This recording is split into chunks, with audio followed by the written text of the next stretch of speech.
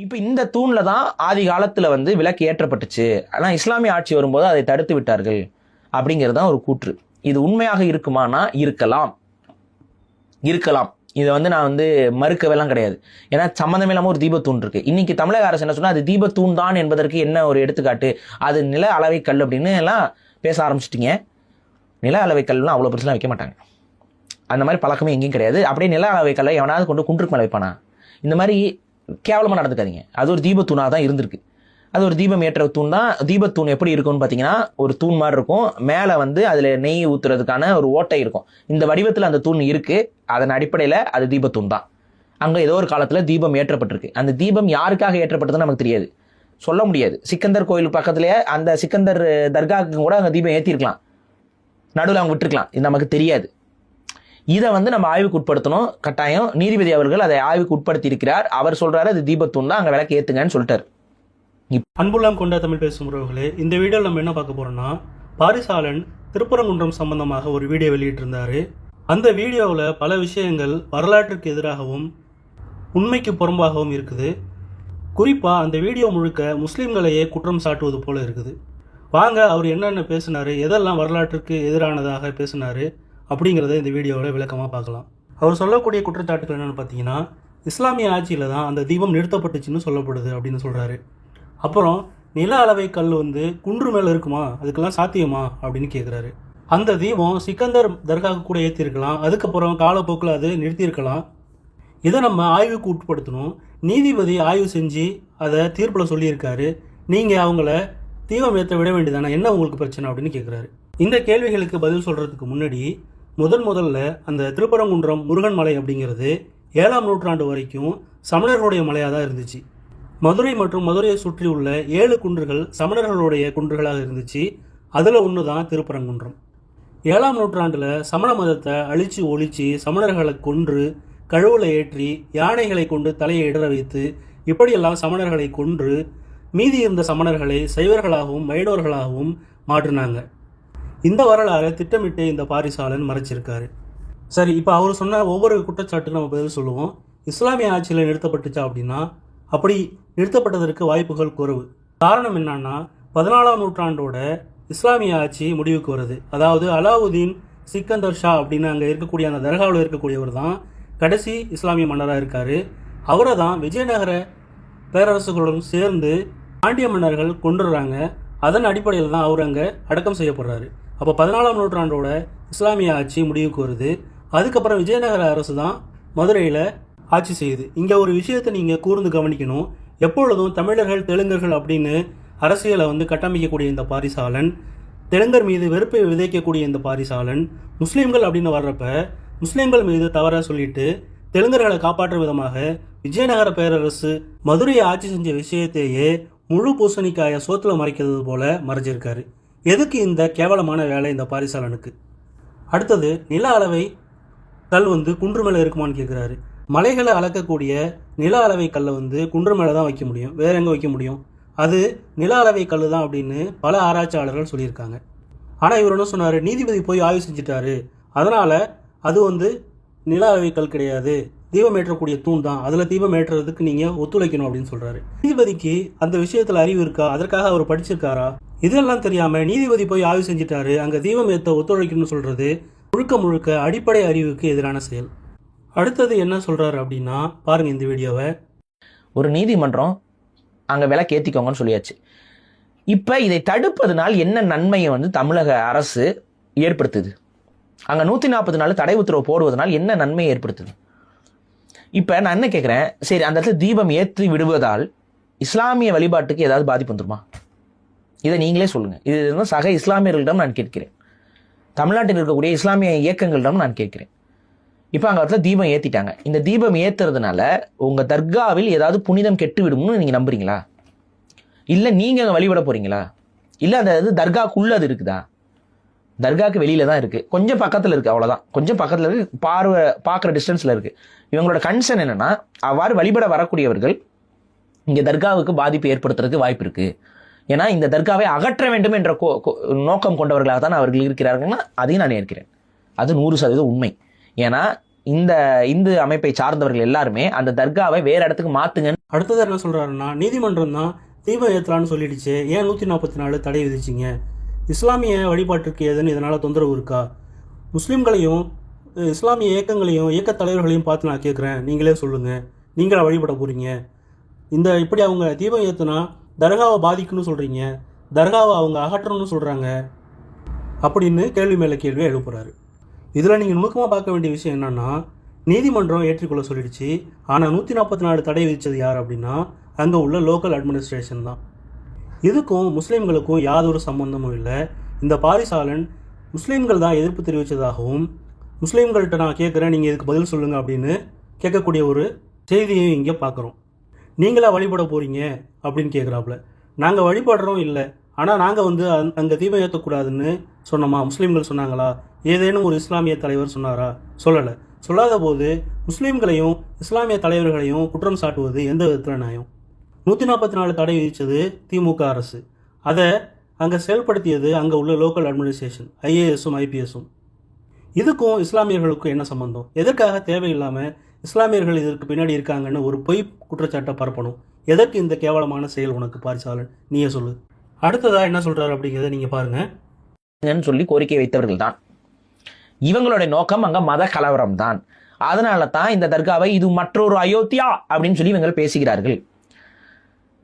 இங்க தமிழ்நாட்டில் ஒரு மதவாத பிரச்சனையை உருவாக்குவதற்கு திருப்பரங்குன்றத்தை செலக்ட் பண்ணி வச்சுக்கிட்டு வம்பிழுத்துக்கிட்டு இருக்கிறது அந்த இயக்கம். அதுல எனக்கு மாற்றுக்கிறதே கிடையாது. சரி, அவர்களுடைய செயல்பாட்டை எவ்வாறு நாம் நீர்த்து போக செய்வது? அவர்களுடைய செயல்பாட்டை எவ்வாறு நீர்த்து போக செய்வது? இதுதான் இங்கே கேள்வி. நமக்கு கலவரம் வரக்கூடாது, நம்மளோட மத நல்லிணக்கம் கெட்டுவிடக்கூடாது. அதன் அடிப்படையில் இவர்களுக்கு எவ்வாறு பதில் கொடுக்கறதுன்னா, அவங்க கஷ்டப்பட்டு கேஸ் போட்டு நீதிமன்றத்தில் தீர்ப்பு வாங்கியிருக்காங்கல்ல, விளக்கேற்றிட்டு போங்கன்ட்டு போயிட வேண்டியதானே. இப்போ அவங்க விளக்கேற்றிட்டு போயிருந்தா ஏதாவது பிரச்சனை ஆயிருக்குமா? இப்போ நீங்கள் என்ன சொல்றீங்க, அவங்க ஒரு முறை விளக்கேற்றிட்டாங்கன்னா காலங்காலமாக விளக்கேற்றுவாங்க. சரி, ஏற்றட்டும். சங்கிகள் இன்னொரு அயோத்தியாவாக நாங்கள் மாற்றணும் அப்படின்னு சொல்கிறாங்க. சங்கிகள் பிரச்சனை பண்ணுறாங்க. அங்கே இருக்கிற தர்காவை அந்த இடத்துலேருந்து மாற்றி வேறு இடத்துல வைக்கணும்னு சொல்கிறாங்க. கலவரம் வரக்கூடாது, அதே நேரத்தில் மத நல்லிணக்கமும் பாதிக்கப்படக்கூடாது. இந்த விஷயத்தை எப்படி நிறுத்து போக செய்கிறது அப்படின்னு ஒரு தீர்வை சொல்கிறாரு. இந்த தீர்வு சரியானதா அப்படிங்கிறத நீங்களே புரிஞ்சுக்கோங்க. கேஸ் போட்டு நீதிமன்றத்தில் தீர்ப்பு வாங்கிட்டாங்க, ஏற்றுட்டுமே என்ன பிரச்சனை அப்படின்னு நம்மளை பார்த்து கேட்குறாரு. இது முழுக்க முழுக்க தன்னுடைய நிலைப்பாட்டுக்கு மாற்றமாக பேசக்கூடிய ஒரு நிலை தான். ஏதாவது மனநிலை பாதிச்சிருந்தா அவர் ஒரு மனநிலை மருத்துவரை பார்க்குறது ரொம்ப நல்லது. மற்றொரு அயோத்தியாக மாற்றணும்னு சொல்கிறாங்க, ஆனால் அவங்க தீபம் ஏற்றுட்டுமே என்ன பிரச்சனை அப்படின்னு மாற்றி பேசுகிறாப்புல. தீபம் ஏற்ற போனால் அங்கே பிரச்சனை பண்ணுவாங்க, அந்த தர்காவை அடித்து உடைக்கக்கூடிய ஒரு சூழ்நிலை வரும் அப்படின்னு தான் திமுக அரசு மத நல்லிணக்கத்தை காப்பாற்றக்கூடிய வகையில், சட்டம் ஒழுங்கை காப்பாற்றக்கூடிய வகையில் 144 தடை உத்தரவு போட்டிருக்கு. இந்த அடிப்படை அறிவு கூட இல்லாமல் நீ ஏன் உளர்ற சொல்லு. இதில் மிக முக்கியமான விஷயம் என்னன்னா, ஏற்கனவே உச்சிப்பிள்ளையார் கோயிலில் தீபம் ஏற்றப்பட்டு விட்டது. அங்கே உள்ள பட்டர்கள் என்ன சொல்கிறாங்கன்னா, ஒரு வருஷத்துக்கு ஒரு கார்த்திகை மாதத்தில் ஒரு தடவை தான் தீபம் ஏற்றணும், அதுதான் அதற்கான ஆகமம். சும்மா போகிறவன் எல்லாமே தீபம் ஏற்ற முடியாது அப்படின்னு சொல்கிறாங்க. எல்லா ஜாதியினரும் அர்ச்சகர் ஆக முடியாது அப்படின்னு சொல்லக்கூடிய இந்த சங்கிகள் எல்லாரும் போய் தீபம் ஏற்றலான்னு சொல்கிறது எப்படி நியாயமாகும்? அதே போல் தராசு சாம் அவர்கள் மிக தெளிவாக சொல்கிறாங்க, அது எல்லாமே ஒரு கஷ்டம். அதாவது ஒவ்வொருத்தருக்கும் ஒரு வேலை இருக்குது. அதாவது தீபத்துக்காக நெய்யை கொடுக்கக்கூடியவங்க ஒரு குழுவினர் இருப்பாங்க, அவங்க மட்டும்தான் வருடம் நெய் கொடுப்பாங்க, வேறு யாரும் கொடுக்க முடியாது. அதே போல் திரி செய்யக்கூடியவங்க, அந்த திரியை சுமந்து அந்த கொப்பரையில் போடக்கூடியவங்க ஒரு குழுவினர் அல்லது ஒரு குரூப் ஆள் இருப்பாங்க, அவங்க தான் ஒவ்வொரு வருடமும் அதை செய்வாங்க. இதையெல்லாம் மாற்றி செய்ய முடியாது. ஒரு வருடத்துக்கு ஒரு முறை தான், கார்த்திகை மாதத்தில் ஒரு முறை தான் தீபம் ஏற்றணும், இதுதான் அந்த கோயிலுடைய ஆகமம் அப்படின்னு தெளிவாக சொல்கிறாரு.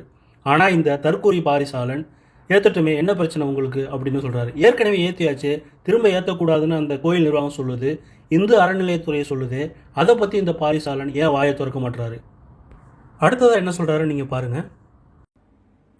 நான் என்ன கேட்குறேன், இலங்கையில் இருக்கக்கூடிய அல்கதிர் மாஸ்கில் இருக்கக்கூடிய இஸ்லாமியர்களுக்கு உள்ள பக்குவம் உங்களுக்கு இருக்காதா? இதுதான் கேள்வி. இலங்கையில் இருக்கக்கூடிய இஸ்லாமியர்கள் அவங்களே யானைக்கு அலங்காரம் பண்ணி கதிர்காம கோயிலுக்கு கொண்டு வந்து விடும் பொழுது, இங்கே இருக்கக்கூடிய தமிழர்கள், இங்கே இருக்கக்கூடிய இஸ்லாமிய தமிழர்கள் எதனால வெறுப்பை காட்டணும்? வெறுப்பை காட்ட வேண்டிய அவசியம் இல்லை. இங்கே அடிப்படையில் என்னன்னா, அங்கே விளக்கேற்றுறாங்கன்னா ஏற்றிக்கிட்டுங்க, எங்களுடைய தர்காவுக்கு பாதுகாப்பு கொடுங்க. இது வரைக்கும் கரெக்டு.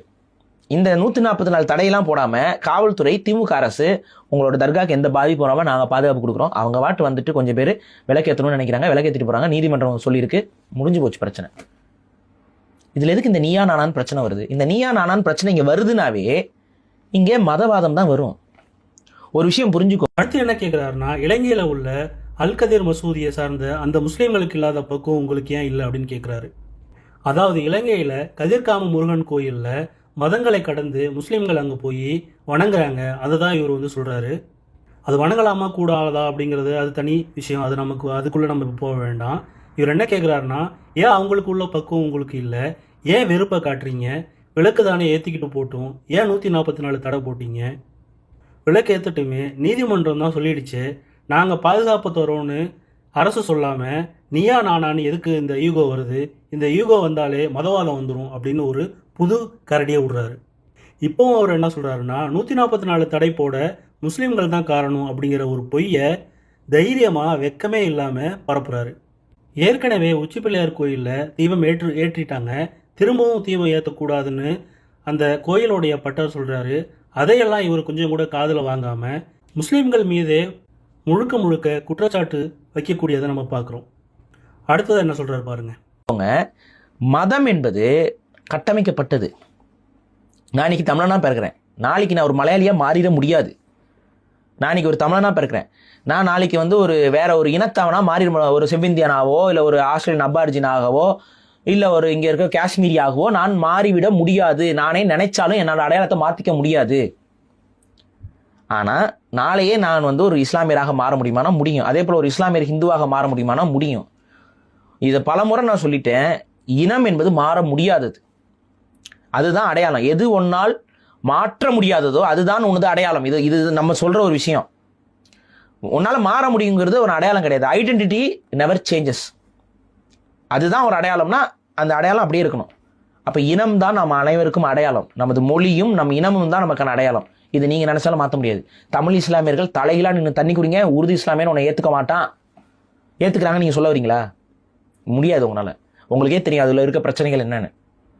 உருது இஸ்லாமியர்களுக்கும் தமிழ் இஸ்லாமியர்களுக்கும் இன்னும் எந்த ஒரு மதமாக இருந்தாலும் அவர்களுக்குள்ள அந்த இன ஒற்றுமைங்கிறதுலாம் வரவே வராது. அடுத்தது என்ன சொல்கிறாருன்னா, இந்த பிரச்சனை எல்லாத்தையும் தீர்க்கணும் அப்படின்னா நம்ம எல்லாமே தமிழர்களாக ஒன்றிணையணும். உருது இஸ்லாமியர்கள் தமிழ் இஸ்லாமியர்களை ஏற்றுக்க மாட்டுறாங்க அப்படிங்கிறது உங்களுக்கே தெரியும் அப்படின்னு தேவையே இல்லாமல் உருது முஸ்லீம் தமிழ் முஸ்லீம்களுடைய விஷயத்தை இங்கே கொண்டு வராரு. இப்போ நான் என்ன உங்கள்கிட்ட கேட்குறேன் அப்படின்னா, உருது முஸ்லீம்களுக்கும் தமிழ் முஸ்லீம்களுக்கும் என்ன பிரச்சனை? உருது முஸ்லீம்கள் ஏன் தமிழ் முஸ்லீம்களை ஏற்றுக்கணும்?